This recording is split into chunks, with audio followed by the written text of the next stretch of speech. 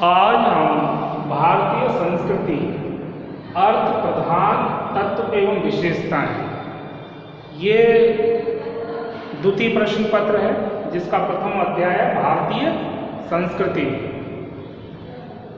संस्कृति और सभ्यता, इसके बारे में हम जानेंगे विस्तार से कि संस्कृति क्या है और सभ्यता से किस प्रकार से भिन्न है। तो संस्कृति और सभ्यता अलग अलग इनका महत्व है। संस्कृति का अर्थ, संस्कृति शब्द सम उपसर्ग पूर्वक क्रय धातु से निष्पन्न होता है। यह परिष्कृत अथवा परिमार्जित करने का भाव सूचक है। इसी प्रकार संस्कृत अथवा संस्कार शब्द भी निष्पन्न हुए हैं। संस्कृत शब्द के समान संस्कृति शब्द में भी परिमार्जन, परिष्कार के अतिरिक्त शिष्टता अथवा सौजन्य आदि अर्थों का भी अंतर्भाव हो जाता है। संस्कृति शब्द मनुष्य की सहज प्रवृत्तियों, नैसर्गिक शक्तियों, उसके परिष्कार का घोटक है।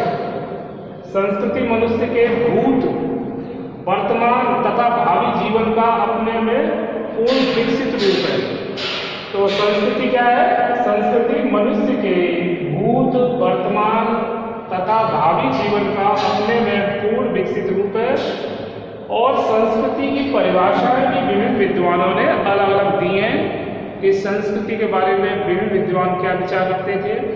उन्होंने संस्कृति के संबंध में अपने क्या विचार रखे हैं, क्या कहा है। तो डॉक्टर वाइटेड के अनुसार, वाइटेड कह रहे हैं कि संस्कृति को मानसिक प्रयास, सौंदर्य और मानवता की अनुभूति उन्होंने माना है। वाइटेड ने क्या माना है? संस्कृति को मानसिक प्रयास और सौंदर्य और मानवता की अनुभूति माना है। टॉयलर के अनुसार संस्कृति का क्या डेफिनेशन, या परिभाषा?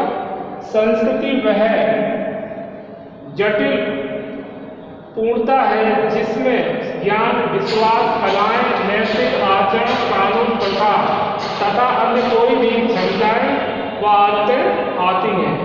तो टॉलर के अनुसार जो संस्कृति के संबंध में विचार है, संस्कृति वह जटिल पूर्णता है जिसमें ज्ञान, विश्वास, कलाएं, नैतिक आचरण, कानून, प्रथा तथा अन्य कोई भी क्षमताएं व आदतें आती हैं।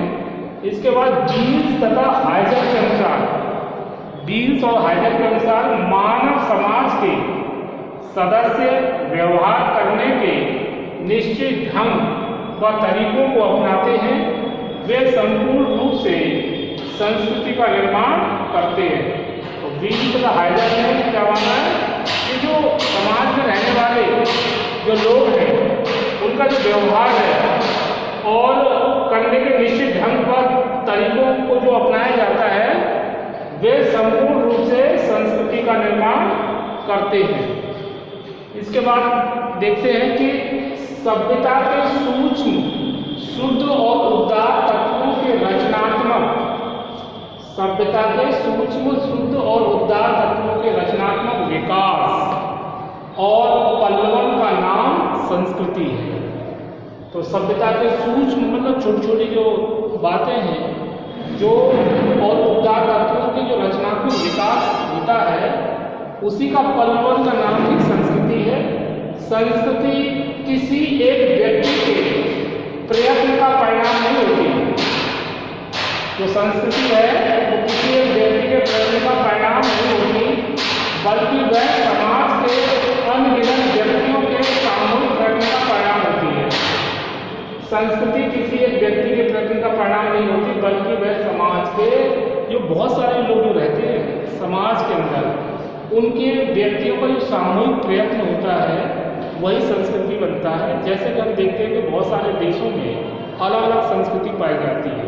तो इसमें भिन्नता का कारण क्या है कि वहाँ के जो लोग रह रहे हैं वो उनके अलग अलग विचारधाराएँ हैं, उनके अलग अलग जो उनके धार्मिक कार्य हैं, उनकी भाषाएं अलग हैं, उनके क्रियाकलाप अलग हैं। तो ये जो सामूहिक ये रूप बनता है, वो क्या है, वही समाज के अन्य व्यक्तियों के सामूहिक रहने का परिणाम संस्कृति होती है। संस्कृति वह जीवन पद्धति है जिसकी स्थापना मानव व्यक्ति तथा समूह के रूप में करता है। संस्कृति वह जीवन पद्धति है जिसकी स्थापना मानव व्यक्ति तथा समूह के रूप में करता है। संस्कृति मानव द्वारा प्रकृति पर प्राप्त, मतलब संस्कृति मानव द्वारा प्रकृति पर प्राप्त विजय की क्रमबद्ध रोचक कहानी है। क्या है? संस्कृति मानव द्वारा प्रकृति पर प्राप्त विजय की क्रमबद्ध रोचक कहानी है। सभ्यता और संस्कृति में क्या अंतर है, अब ये समझेंगे कि सभ्यता क्या है और संस्कृति क्या है। तो सभ्यता प्रकृति द्वारा प्रदत्त पदार्थों, तत्वों और शक्तियों का उपयोग कर मनुष्य ने भौतिक क्षेत्र में जो उन्नति की उसी को हम सभ्यता कहते हैं। यानी मनुष्य ने प्रकृति में रहकर जिन पदार्थों को पहचाना और शक्तियों का उपयोग किया अपने बौद्धिक, तो मनुष्य ने जो उसके क्षेत्र में उन्नति की और अपना डेवलपमेंट किया उसी को सभ्यता कह सकते हैं। कि मनुष्य जैसे कि प्राचीन काल में एक जंगली जीवन जीता था, पत्थरों पर निर्भर था और एक भूख अनिश्चितता उसके जीवन में विद्यमान थी, तो उस समय ये कह सकते हैं कि उसका कोई न तो कोई सभ्यता न संस्कृति का कोई वहाँ लेना देना नहीं था। तो धीरे धीरे मनुष्य ने प्रकृति के विभिन्न पदार्थों की शक्तियों को पहचाना और उसने अपना डेवलपमेंट किया। जैसे कि आग की खोज, कृषि करना और नदियों किनारे बसना, पशुपालन करना, ये मनुष्य को क्या है, स्थायी जीवन प्रदान करती है और धीरे धीरे वह अपनी सभ्यता को डेवलप करता है और एक स्थान पर रहने के कारण धीरे धीरे उसके अंदर संस्कृति का भी विकास होता है। लोग एक दूसरे को पहचानने लगते हैं और उनके अंदर एक समाज का भी निर्माण होता है। तो प्रकृति द्वारा प्रदत्त पदार्थों, तत्वों, शक्तियों का उपयोग कर मनुष्य ने भौतिक क्षेत्र में जो उन्नति की उसी को हम सभ्यता कहते हैं। सभ्यता से मनुष्य के भौतिक क्षेत्र का पता चलता है। तो सभ्यता जो भौतिक है वो भौतिक क्षेत्र, मनुष्य के जो भौतिक जो क्षेत्र है उसकी जानकारी देता है, जबकि संस्कृति जो है मनुष्य की मानसिक क्षेत्र का जानकारी प्रदान करती है कि मनुष्य की क्या सोच है, मतलब वो किस प्रकार की विचारधारा, यानी धर्म की ओर इंगित करती है ये शब्द कि किस प्रकार के लोग मतलब विचारधारा रखते हैं। और ये हमें धार्मिक क्षेत्र में और उनके कार्यक्रम सांस्कृतिक क्षेत्र में ज़्यादा देखने को मिलती है। तो सभ्यता से मनुष्य के भौतिक क्षेत्र का पता चलता है, जबकि संस्कृति से मनुष्य की मानसिक क्षेत्र का पता चलता है। मनुष्य की जीवन पद्धति, रीति नीति, रहन सहन, आचार विचार, नवीन अनुसंधान और आविष्कार, जिसमें मनुष्य पशुओं और जंगलियों के स्तर से ऊंचा उठता है, जो सभ्यता का अंग है।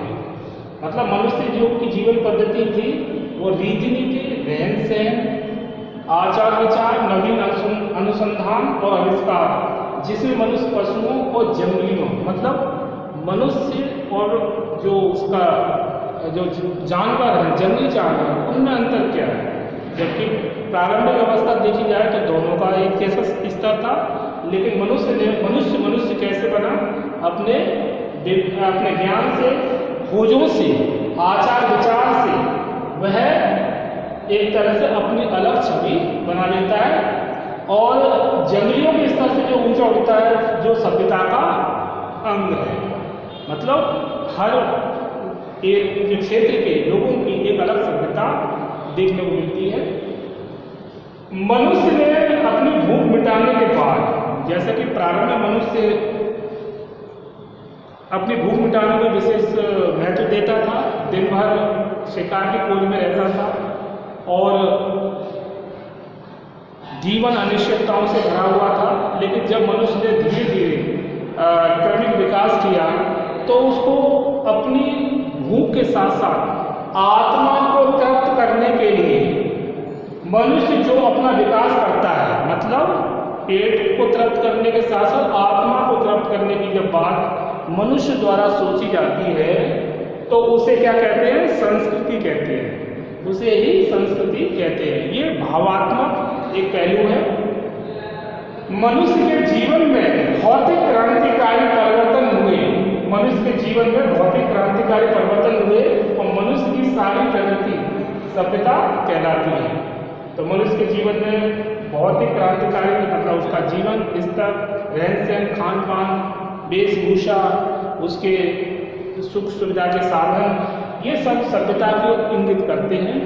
जबकि मनुष्य ने जो धर्म का विकास किया, मनुष्य ने जो धर्म का विकास किया, दर्शन शास्त्र के रूप में चिंतन किया, मतलब सोचने का ये है कि जैसे प्रकृति ऐसी क्यों, प्रकृति में ये घटनाएं क्यों होती हैं, और जैसे उसकी आत्मा परमात्मा कोई विचारधारा, ये क्या है सब, ये दर्शन शास्त्र के रूप में चिंतन जो किया, वो साहित्य, संगीत, कलाकारी जो उसने सृष्टि की मतलब साहित्य, संगीत और संगीत से मनुष्य को ही ज़्यादा उसका संबंध है, जानवरों से तो नहीं है।